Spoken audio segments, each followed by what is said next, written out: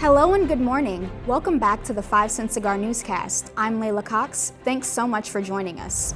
Coming up this week, we're taking a look at reports of catalytic converter thefts on campus, an inside look as the Ramettes prepare for their upcoming showcase, a very special Valentine's Day themed campus chatter, and as always, make sure to stick around for your Rhody Sports Corner.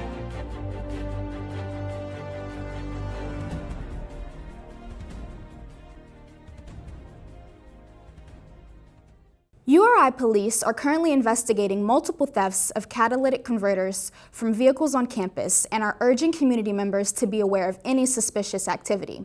Here's Imani Fleming with the story.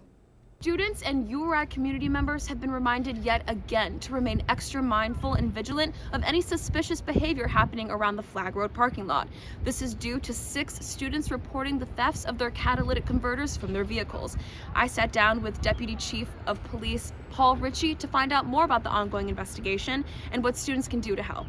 We always use that term, if you see something, say something, and that really applies in this case. According to Deputy Rhody, the thefts have taken place mostly in the Flag Road parking lot on the Kingston campus, where students living in the residence halls typically leave their cars for days at a time. We know where there's certain lots that are targeted, and it appears that, and this is what I'd like the community to know, the long-term cars that are parked, like for resident parking, seem to be more of a area that's a hot spot for this type of behavior. So if your car is parked in an area, maybe you don't use it for a week, and then you come back to it, I think that it appears that those cars are being targeted more. Rhody says that the particular item being stolen from these vehicles is not being done so without thought or coincidence. So the reason they're popular to steal is the metals that are inside the converter are valuable. They're worth more than gold. There's rhodium, which is the most expensive piece inside of there. There's palladium, and there's also platinum. The URI Public Safety and Police Departments are urging all students to be on the lookout for any suspicious activity or figures. Well, usually if someone's looking for a parking spot, they park. So when I say suspicious, sometimes it's like, well, how do I know what suspicious is? An example would be up and down several aisles, slowly passing by parking spots, so they're clearly not parking. They may be actually looking for a vehicle that they want to take the converter off of. Obviously, if someone's tampering with the car and you see it, call us right away. That's a 911 call. That's not, the regular line, which you can call if you have information. According to Rhody, campus police will be using all of the tools at their disposal, including security cameras, the emergency blue light system, and more, to maintain the overall safety of our campus community. What we don't want someone to do is to try to apprehend the person, confront the person, because we don't know what else they could be up to. They may be dangerous. So let the police come and we'll handle it. The best thing to do is get as good of a description as you can. If they get into a vehicle, if you can see the plate. But one thing is, never put yourself in danger. That's not something we want to happen to any of our community members. So let us know, but do not interact with that person or persons. Deputy Chief Rhody says that URI police are working alongside the marketing and communications departments to ensure the URI community is kept up to date on details involving the investigation. Imani Fleming reporting, 5 Cent Cigar News. On February 11th, the URI Ramettes are hosting their first ever winter showcase. Our very own Alexa Potimianos gets a preview of what to expect this Friday. Let's take a look. With basketball season in full swing and their showcase coming up, I talked to the captains of the URI dance team, the Ramettes, to find out more. We practice Monday and Wednesday from 8 to 10 on campus, and then additionally from that, we'll have games throughout the weeks.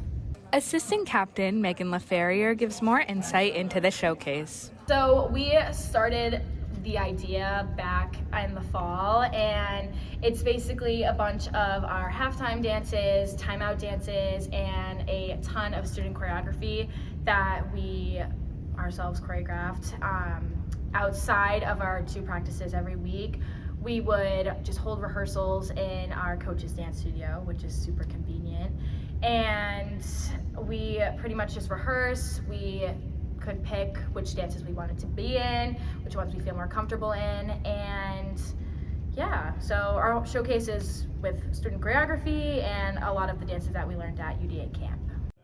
Both LeBlanc and LaFerrier share the numbers they're most excited for. Well, we've done the dance Up at a few games. It's like a little Cardi B remix. So it's kind of different than like any other hip hop dance that we've done this year. It's just a little bit more groovy and like hard hitting. So I'm excited to do that. And then I'm also excited to do my own dance. Obviously I feel the most comfortable in my own choreography, so I'm excited to showcase that and then have my friends and family kind of see what I came up with. I'm looking forward to our new hip hop routine called Right There. It's really fun and upbeat, and I think it's fun for all of us to do as a team, so I think that is the one I'm most excited for. And Alexa Potimianos, 5 Cent Cigar Newscast. And now over to Zach Austin with your Rhody Sports Corner. Thanks, Leila. Hello and welcome back to another edition of your Rhody Sports Corner. It's been tough sledding as of late for the men's basketball team. After starting the season 12-4, the Rams have lost 4 straight games going into Saturday afternoon's matchup versus UMass. With more on whether they were able to turn it around, here's Aniekan Okon. The last time the Rams lost 5 in a row, David Cox was just in his first season here at URI. Fast forward 3 years later, his team matched that streak on Saturday after a disappointing 78-67 loss to UMass. I've got to get this cleaned up. This rests completely on my shoulders. Turnovers continued to be the team's Achilles heel Saturday after they gave the ball to UMass a season-high 20 times. This led to 21 Minutemen points. Since we had, I think 11 turnovers at one point in the first half, and I think they had 11 points, and that was the difference in the game. I think at that point the game was 23-22. They'd gone on a 9-0 run after we were up by 8. That was caused by turnovers. The Rams also couldn't find an answer to UMass forward T.J. Weeks Jr. Heading into the game, averaging just over 8 points per game, Weeks Jr. exploded for a career-high 30 points, shooting 12 for 17 from the field.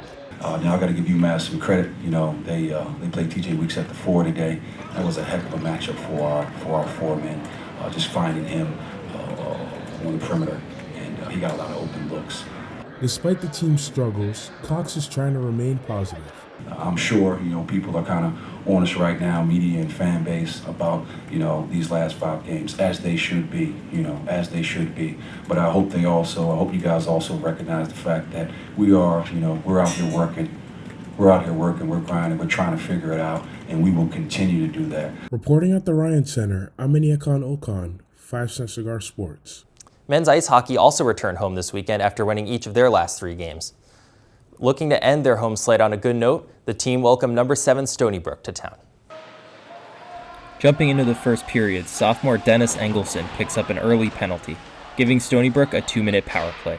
The Seawolves quickly capitalized with a goal from Joseph Slevin, and they later followed it up with a Michael Conlon score to make it 2-0.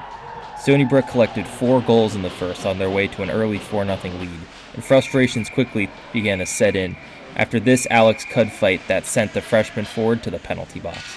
Jumping to 13:03 left in the third, Rams finally get on the board with a goal from Nick Ferraro, but it was not enough to overcome their early struggles.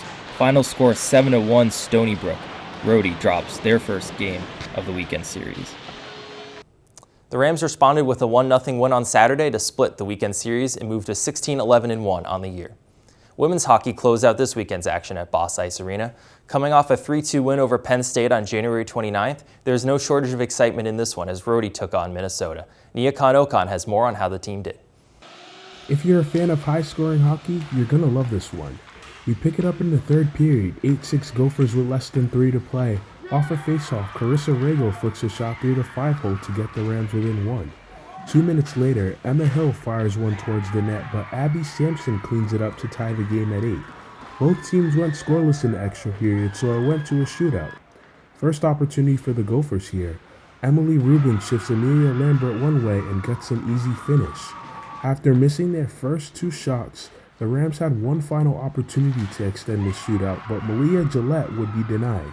Rams fall to the Gophers by a score of 9-8. And let's take a look at the rest of your scores around Kingston. Men's basketball fell to VCU on the road for their 6th loss in a row.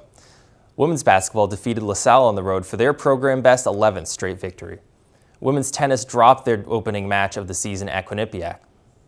And congrats to the men's track and field team on winning the New England Indoor Championship on Saturday. That's it for this week's Rhody Sports Corner. Back to you. Valentine's Day is approaching, and our very own Erin Brown went around campus to ask others about their ideal way to celebrate love. Here she is with this week's edition of Campus Chatter. Welcome back to the first Campus Chatter of the semester. I'm your host, Erin Brown. Today we are going to be asking people what their Valentine's Day plans are. But here at The Cigar, we know love isn't all just romantic. Let's go around and ask people what they're feeling. What is your ideal way to spend Valentine's Day or celebrate love? Oh, okay. Yeah, my ideal way would definitely be spending it with, obviously, the people I love. Not a big fan of, like, all the chocolate and teddy bears and everything like that, but definitely, I don't know, like flowers and just good quality time and a homemade meal and, yeah, just good memories. There's a holiday coming up. It's Valentine's Day, but it doesn't always have to be a relationship. So how do you like to spend Valentine's Day? Usually I spend Valentine's Day by myself. Like usually I think 3 years straight now, Valentine's Day by myself. Try to spend it with some friends, so to forget that I'm lonely. And then just try to have a good time with my friends, really. Do you have any favorite like foods on Valentine's Day? I feel like Chinese food is a good go. Ooh, I've not gotten that answer. That's a good one. Thank you. So, what is your ideal way to spend a day of love? Cuddling my dog, Bella. She's a Chihuahua and I love her a lot. What is your ideal way to spend a day of love? I want to go dancing. Ooh, I really like that. Spend it with friends and people that you love. That's good. What about you? I'm gonna listen to some records with my roommates. Very nice. Do you have any good plans? I think you have something profound. Yeah, I'm gonna run a nice bath and relax by myself. Very nice. Do you guys have any preferred foods or flowers you like to get? I mean, roses are always nice. Yeah. Roses, definitely the Valentine's Day flower. You really can't go wrong with chocolate. True. You really can't. That is a great point. If you have someone you love, you should go get them chocolate today. Yeah. And come support our 193 Coffee House. That's all we have for you this week at the 5 Cent Cigar Newscast. As always, make sure to check us out at rhodycigar.com and follow us on Twitter at Rhody Cigar. Reporting from Kingston, I'm Leila Cox. Stay safe, Rhody.